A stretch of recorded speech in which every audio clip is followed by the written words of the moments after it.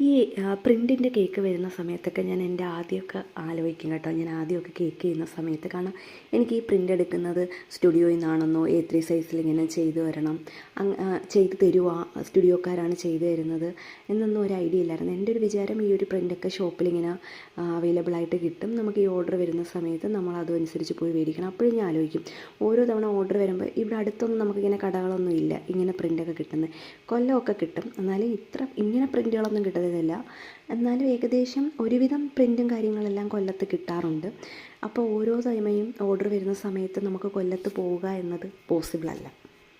പിന്നാണ് യൂട്യൂബിൽ ഓരോ വീഡിയോസൊക്കെ കണ്ടിട്ട് ഇങ്ങനെ പ്രിൻ്റ് A3 സൈസിൽ ചെയ്യുമെന്നൊക്കെ പറഞ്ഞാൽ ഇവിടെ 2-3 സ്റ്റുഡിയോയിലൊക്കെ ചോദിച്ചപ്പോൾ അവരാരും ചെയ്യുന്നില്ല.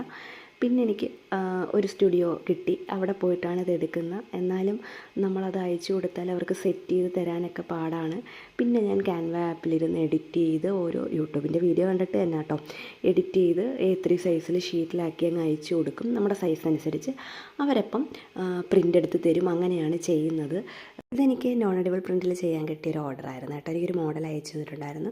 ഇതെനിക്കൊരു ക്യൂട്ട് ഗേളിൻ്റെ ഫോട്ടോ, ഈ ഒരു ഫേസിൻ്റെ അത് മാത്രം വെച്ചിട്ട് താഴെ ഇങ്ങനെ ഒരു ഡ്രസ്സിൻ്റെ വർക്ക് ചെയ്ത് കൊടുത്ത് കുറച്ച് ബട്ടർഫ്ലൈ ഒക്കെ വെച്ചിട്ടൊരു സിമ്പിൾ ഡിസൈൻ കേട്ടോ. താഴെ ഞാൻ പിങ്ക് കളറ് ബോർഡിൽ ചെയ്തേക്കുന്നതെന്ന് വെച്ചാൽ അവിടെ ഇങ്ങനെ നെയിം എഴുതാൻ വേണ്ടിയിട്ടാണ് അവർ അയച്ചു തന്ന. കേക്കിൽ ഇങ്ങനെ തന്നെയാണ് കൊടുത്തിരുന്നത്, അതുകൊണ്ടാണ് ഞാൻ സെയിം അതുപോലെ തന്നെ ചെയ്തത് കേട്ടോ. സിമ്പിൾ വർക്കായിരുന്നു, വലിയ മെനക്കേടൊന്നും ഇല്ലായിരുന്നു. വൈറ്റ് ഫോറസ്റ്റാണ് ഫ്ലേവർ. കേക്കിൻ്റെ ഫൈനൽ ലുക്ക് ഞാൻ കൊടുത്തിട്ടുണ്ട്. ഇഷ്ടപ്പെട്ടെങ്കിൽ ഒന്ന് ലൈക്ക് ചെയ്തേക്കണേ.